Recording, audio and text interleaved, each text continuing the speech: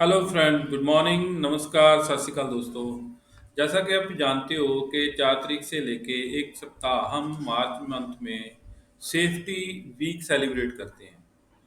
तो safety week celebration opening day में हम पहले सेफ्टी एंड हेल्थ प्लेज लेते हैं और फ्लैग होस्टिंग करते हैं। तो इसमें जो प्लेज है वो मैं आपको पढ़ के सुना देता हूँ। जो काउंसिल है, नेशनल सेफ्टी काउंसिल की ओर से हर साल ये पब्लिश होती है, तो वो क्या है वो मैं पढ़ता हूँ। प्लेज है, आज के दिन मैं सत्य निष्ठा से प्रतिज्ञा करता हूँ कि मैं पुनः अपने आप को सुरक्षा, स्वास्थ्य एवं पर्यावरण के बचाव के प्रति समर्पित करूँगा। नियमों, विनियमों, कार्यविधियों के पालन हेतु यथाशक्ति प्रयत्न करूँगा और निश्चित रूप से इन लक्ष्यों को प्राप्त करने हेतु प्रेरणादायक अभिवृत्तियों एवं आदतों का विकास करूँगा। मेरी ये पूर्ण रूप से मान्यता है कि दुर्घटनाएं और व्यावसायिक बीमारियां राष्ट्रीय अर्थव्यवस्था को दुर्लभ बनाती हैं तथा ये विकलांगता, मृत्यु एवं स्वास्थ्य के लिए हानिकारक हैं एवं संपत्ति की क्षति, सामाजिक कष्ट और पर्यावरण के निकृष्ट होने का कारण बनती हैं। मैं अपने परिवार, संगठन, समाज, राष्ट्र के हित में इन दुर्घटनाओं, व्यावसायिक बीमारियों की रोकथाम और पर्यावरण के बचाव के लिए हर संभव प्रयत्न करूंगा। तो दोस्तों, ये थी सेफ्टी एंड हेल्थ प्लेज जो हर साल नेशनल सेफ्टी काउंसिल पब्लिश करती है। तो दोस्तों, मैं आपको शेयर करना चाहता हूँ कि हमने जो सेफ्टी नेशनल सेफ्टी वीक है, हमने कैसे फर्स्ट डे जो है वो कैसे स्टार्ट किया। तो आइए डालते हैं एक नज़र। और उसके बाद हमारे कुलीग हैं मिस्टर हरजिंदर सिंह, वो आपके साथ सेफ्टी अवेयरनेस ट्रेनिंग शेयर करेंगे, जिससे आपको और आपके कंपनी के वर्कर को काफ़ी बेनिफिट हो सकता है। और जो हम सेफ्टी वीक सेलिब्रेट कर रहे हैं तो उसमें उसको काफ़ी हेल्प होने वाली है कि हम एक अच्छा माहौल कंपनी में क्रिएट करें जो सबके लिए सुरक्षित हो। तो ये चलिए डालते हैं एक नज़र।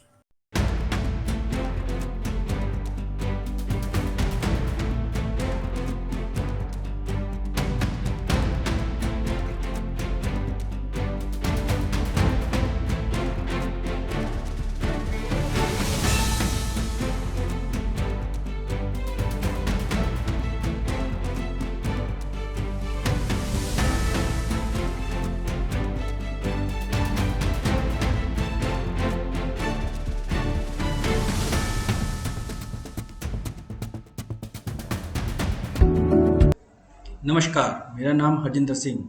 आज हम नेशनल सुरक्षा सप्ताह पे प्रेजेंटेशन देंगे। हर साल भारत में नेशनल सप्ताह मनाया जाता है और ये 53rd नेशनल सेफ्टी वीक है और 12th नेशनल सेफ्टी वीक फॉरन में मनाया जा रहा है। ये 4 मार्च से 11 मार्च तक ये सप्ताह चलेगा।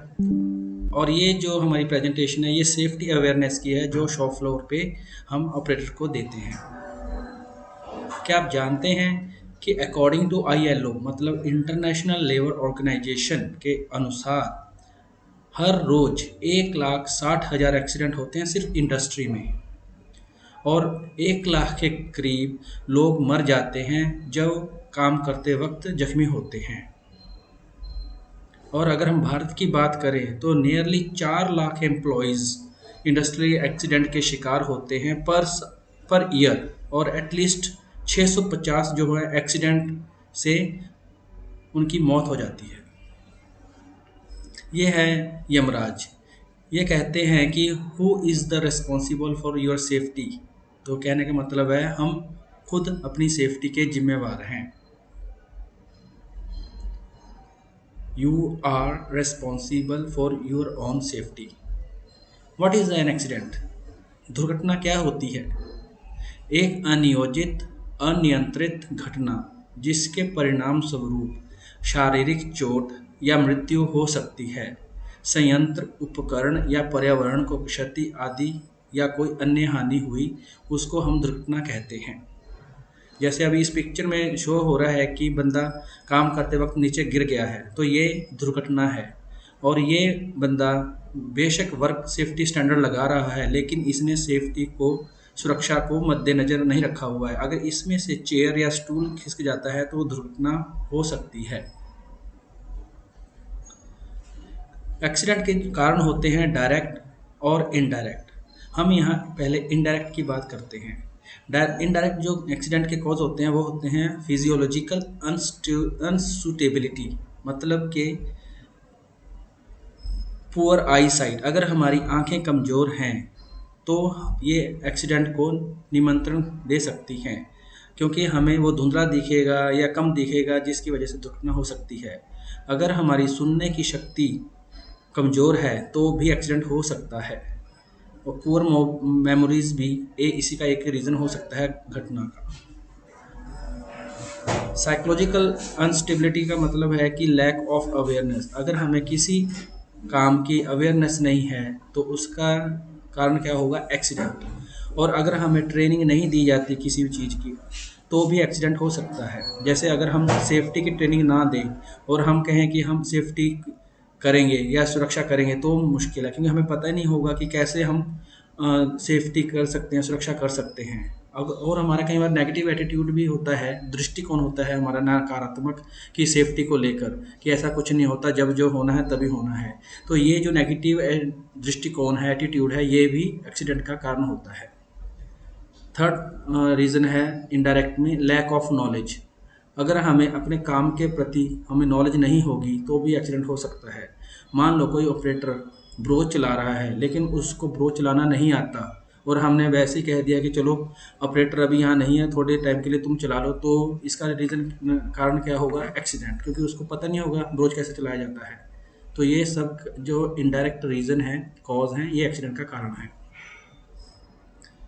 अगर हम डायरेक्ट की बात करें कि जिसकी वजह से एक्सीडेंट होते हैं, वो है अनसेफ एक्ट, अनसेफ कंडीशन।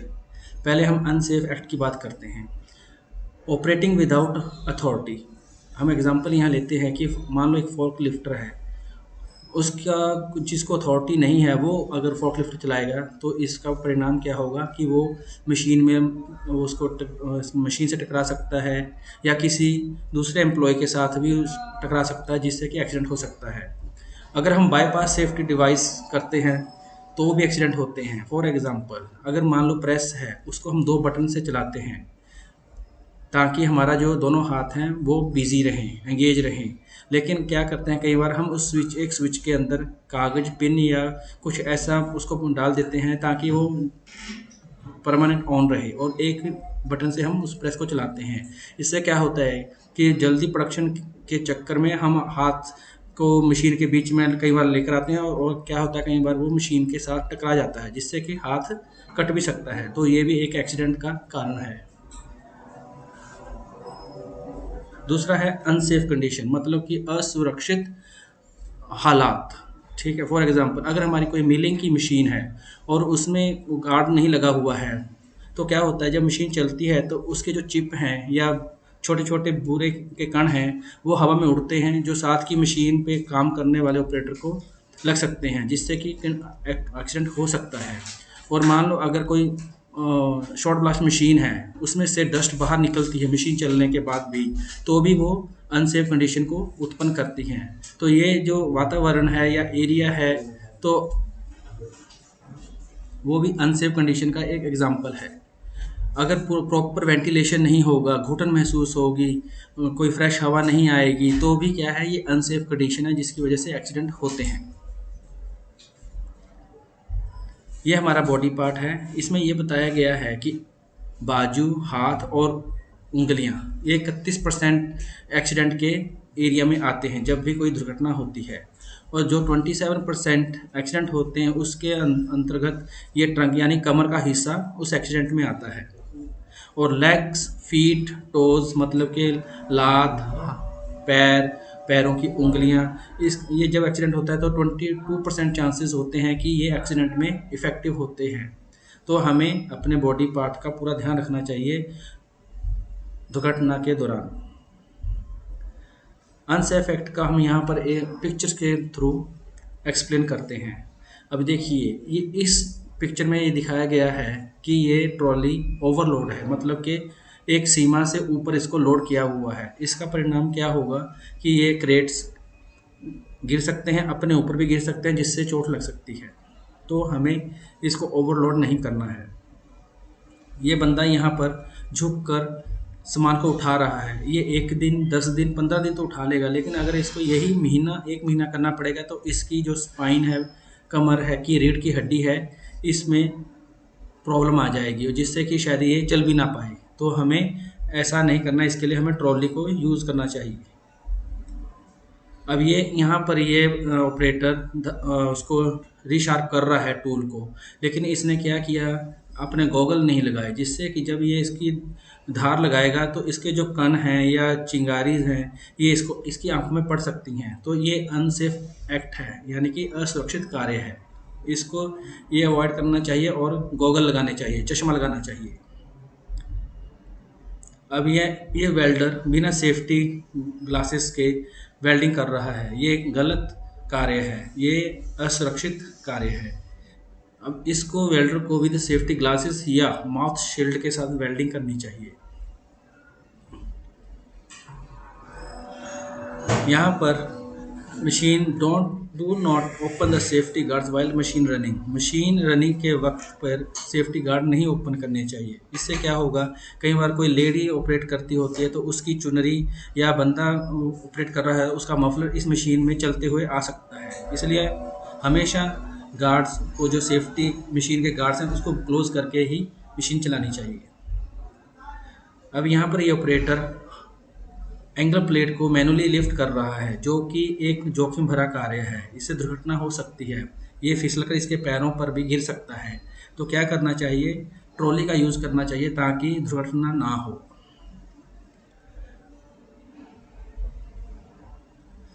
आगे बात करते हैं अनसेफ कंडीशन की। अनसेफ कंडीशन मतलब असुरक्षित हालात। अब यहाँ पे ये देखिए, ये रास्ता है, रास्ते में ही ऑपरेटर ने यहाँ पर ये व्हील रख दिए हैं, सामान रख दिया है।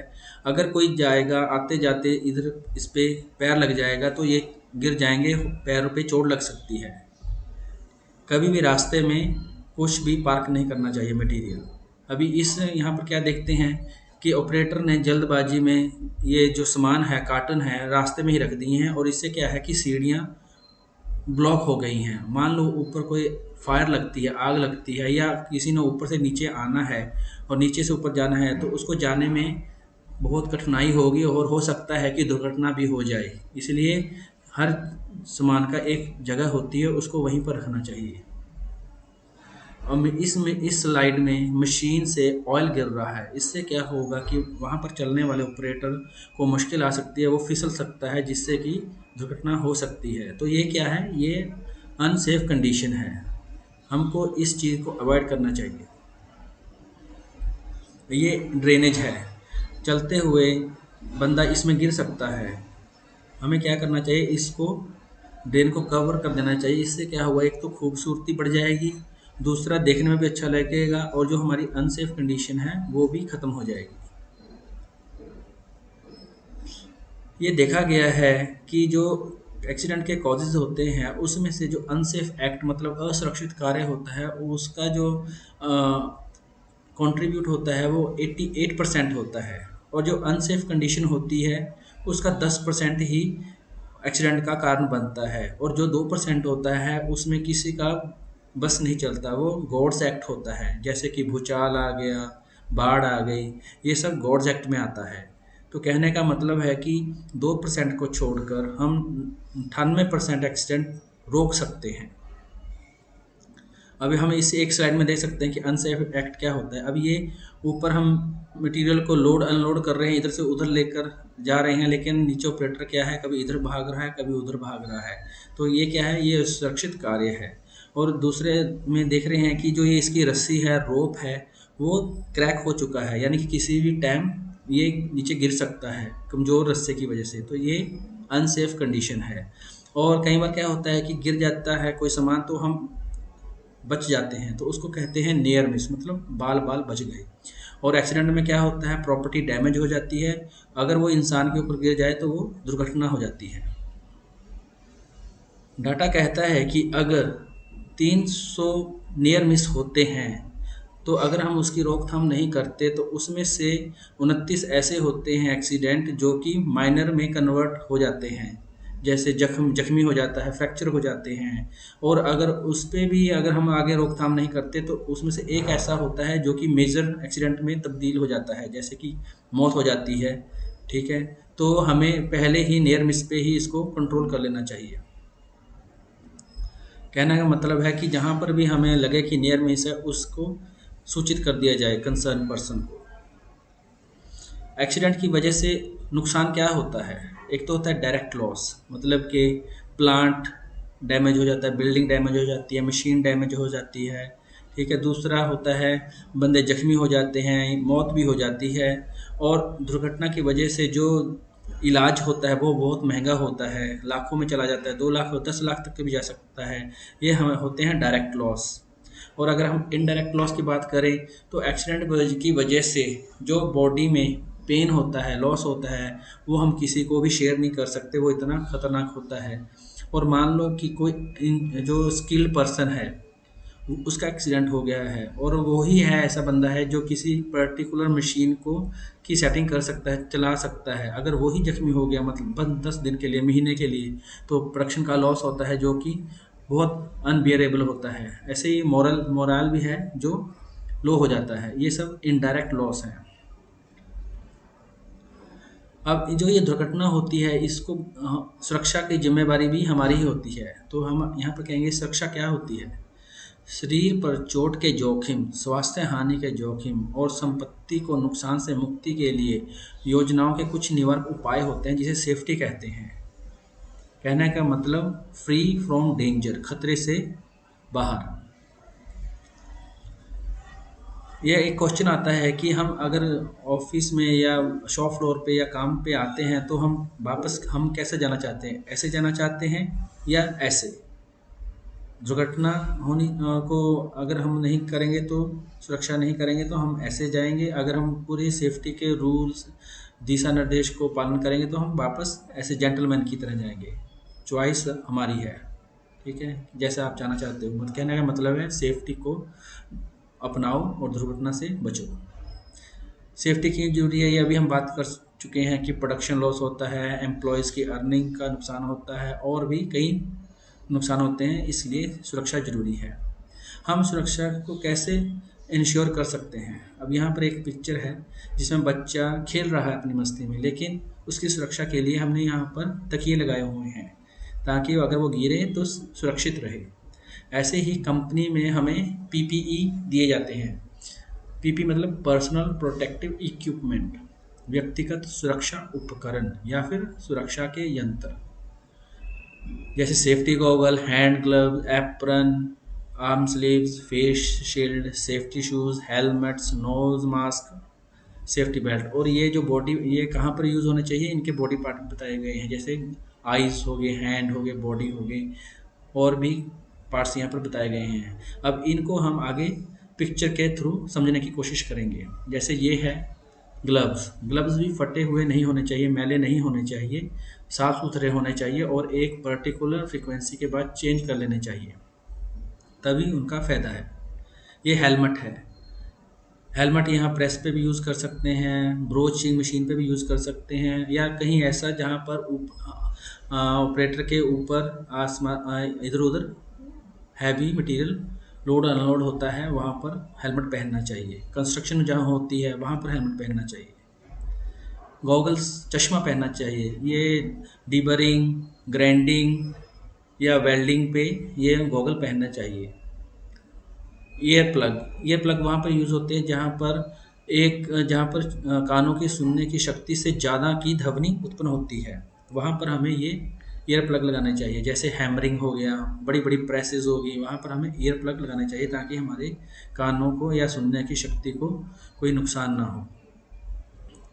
आर्म स्लीव पहननी चाहिए, जहाँ पर भी हम कोई केमिकल या वेल्डिंग का कार्य करते हैं वहाँ पर आर्म स्लीव पहननी चाहिए। एप्रन पहनना चाहिए, जैसे एमपीआई मशीन हो गई या अपना कोई केमिकल प्लेटिंग प्रोसेस हो गया। कई बार हम आपने देखा होगा घर में भी, रसोई में भी इसका यूज़ करते हैं ताकि हमारे कपड़े साफ सुथरे रहें, या कोई केमिकल का काम कर रहे हैं तो हमारे शरीर पे कोई इसका असर ना हो। यूज़ सेफ्टी शूज़, ये ज़रूरी होता है क्योंकि ये पर्टिकुलर स्पेशली सेफ्टी के लिए बनाए होते हैं। इनका जो आगे का पंजों का हिस्सा होता है उसके ऊपर मेटल की कटोरी लगाई होती है ताकि अगर कोई हैवी पार्ट्स पैर पे गिरता है तो चोट नहीं लगती है। लेग गार्ड, इसको यूज़ करना चाहिए। तो हर जो अपना सुरक्षित यंत्र होता है उसका प्रोसेस के अकॉर्डिंग उसका इस्तेमाल होता है। फॉर एग्जांपल अगर हम देखें यहाँ पर प्रेस है, प्रेस में हम फेस मास्क नहीं यूज़ कर सकते, वेल्डिंग शील्ड या आर्म स्लीव नहीं यूज़ कर सकते। वेल्डिंग शॉप में हम ईयर प्लग नहीं यूज़ कर सकते, हेलमेट नहीं यूज़ कर सकते। तो कहने का मतलब है सेफ्टी इक्विपमेंट का अपना एक प्रोसेस होता है जहाँ वो उसका ही इस्तेमाल होता है। दूसरे इक्विपमेंट का इस्तेमाल करेंगे तो भी नुकसान हो सकता है। जैसे कि पीपीई हमारी सेफ्टी करता है, ऐसे ही हमें उसका इस्तेमाल करने बाद उसका भी सही सेफ्टी रखनी चाहिए। जैसे कि उसको साफ़ सुथरी जगह पे, सूखी जगह पे रखना चाहिए इस्तेमाल करने के बाद। Hazards at the work place, hazard क्या होता है, यानी कि moving part of machinery, suspended load, मतलब कि जो ऐसी कोई एरिया या प्लेस जहाँ पर आपको लगे कि अगर हमने इसको नोटिस या इसका कोई उपाय नहीं किया तो वो दुर्घटना में तब्दील हो सकता है। ठीक है, जैसे मान लो कहीं पर कोई चिंगारी निकल रही है वायर्स में, तो अगर हम उसको नोट नहीं करेंगे तो क्या पता वो आग का रूप ले, आग लग जाए। तो ये सभी हैज़र्ड प्लेस होते हैं, यानी कि कोई भी दुर्घटना में तब्दील हो सकता है ऐसा कोई प्लेस।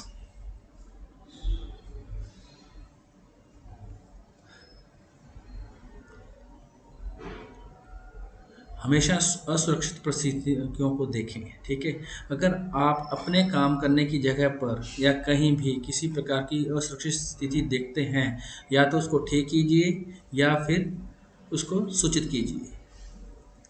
ये अभी हमने पीछे इसका बात की थी कि गुड सेफ्टी प्रैक्टिस क्या होती है। ऑब्जर्व करें अपने आसपास के एरिया को जहां आपको लगे कि ये यहाँ पर दुर्घटना हो सकती है। ठीक है, don't operate the press with safety door opening condition, don't walk और stand under the die while it is travelling, मतलब कि हमें शॉप फ्लोर पे अपना कान आँख सब कुछ ओपन करके ही काम करना चाहिए। जो भी हमारी टेंशन्स हैं या कोई और प्रॉब्लम्स हैं हमें उसको साइड में करके अपने काम पे ध्यान देना चाहिए। अब ये व्यक्ति अपने ही टेंशन में है, तनाव में है, इसको नहीं पता कि ऊपर क्या लटक रहा है, तो अगर ये सचेत नहीं रहेगा तो दुर्घटना हो सकती है। डोंट कीप वेट और ग्रीसी फ्लोर, ऑयली तेली नहीं होना चाहिए, नहीं तो बंदा फिसल सकता है। डाई क्लैंपिंग पोजीशन प्रॉपर होनी चाहिए। पहले में देखिए ये गलत है, ये अगर टूल फिसलता है तो ये पीछे को गिरेगा जिससे कि इसकी बैक पे प्रॉब्लम आ सकती है। हमेशा प्रॉपर पोजीशन से ही क्लैंपिंग करनी चाहिए। कभी भी ट्रॉली को या पैलेट को पुल नहीं करना चाहिए, हमेशा धक्का देना चाहिए। इसका रीज़न ये है कि अगर आप धक्का दोगे और मान लो कोई पार्ट गिरता है तो वो आपके ऊपर नहीं गिरेगा। अगर आप उसको खींचते हो और वो ट्रॉली आगे की तरफ पलटती है तो वो जो उसमें सामान है वो आपके ऊपर गिर सकता है और दुर्घटना हो सकती है। Trained and qualified forklifter operate the forklifter, इसके अलावा कोई अनाड़ी बंदा नहीं चलाना चाहिए क्योंकि उसको फोर्कलिफ्टर चलाना आएगा नहीं और वो मशीन पे या कहीं पर भी फोर्कलिफ्टर को मार सकता है और दुर्घटना हो सकती है। एक आपने देखा होगा फायर एक्सटिंग्विशर यानी सिलेंडर, ये यहाँ पर उसको आग बुझाने के यंत्र का उपयोग कैसे करें ये बताया गया है। ये है पास सिस्टम, पास मतलब पी फॉर पुल। ये पिक्चर में दिखाया गया है, पहले पिन को खींचें, फिर अपना एम बनाएं कि जहाँ पर आग लगी है उसकी तरफ इसको पाइप को कर दें, और ये ऊपर क्लैंप लगा हुआ है उसको स्क्वीज़ करें ताकि जो इसमें लिक्विड है वो बाहर आ सके, और जहाँ पर आग लगी है वहाँ पर इसको फैला दें। ये आग बुझाने के यंत्र का उपयोग करने की विधि है। पास। व्हाट इज़ मॉक ड्रिल, आपको पता ही है मॉक ड्रिल क्या होता है। मॉक ड्रिल होता है एक नाटकीय अभ्यास, ताकि जो हमने एक सिस्टम बनाया है, फॉर एग्जांपल अगर हमने आग बुझाने का एक सिस्टम बनाया है, उस सिस्टम को देखना, अभ्यास करना कि वो सही में काम भी कर रहा है। और जब हम उसका अभ्यास करते हैं तो हमें उसमें कई बार कमियां नज़र आती हैं, उसको हम दुरुस्त करते हैं। तो इस अभ्यास को हम कहते हैं मॉक ड्रिल। तो आखिर में मैं यही कहना चाहूँगा कि कृपया याद रखें, दर्द जो सुरक्षित आदत विकसित करने का है वह क्षणिक है, लेकिन पश्चाताप का दर्द क्षणिक नहीं, स्थायी है। कहने का मतलब है, जब हम ये ट्रेनिंग देते हैं तो कई बार हमें लगता है कि ये क्या हम बेकार की ट्रेनिंग ले रहे हैं, इसका कोई फ़ायदा नहीं है। लेकिन अगर हम ट्रेनिंग नहीं लेंगे और किसी दुर्घटना का शिकार होंगे तो वो उसकी दुर्घटना से जो हमें दर्द होगा वो सारी उम्र होगा, और हमें पश्चाताप रहेगा कि हम काश ट्रेनिंग ले लेते या हम सुरक्षा के यंत्र यूज़ कर लेते तो हमें ये दिन देखना ना पड़ता। तो आखिर में यही कहूँगा कि सुरक्षा के जो हमने यंत्र बताए हैं, दिशा निर्देश बताए हैं, उसका पालन करोगे तो सुरक्षित रहोगे, क्योंकि हमारा घर में कोई इंतज़ार कर रहा है। हमें उनके लिए सुरक्षित रहना पड़ेगा ताकि हम सही सलामत घर वापस जा सकें। बहुत बहुत शुक्रिया।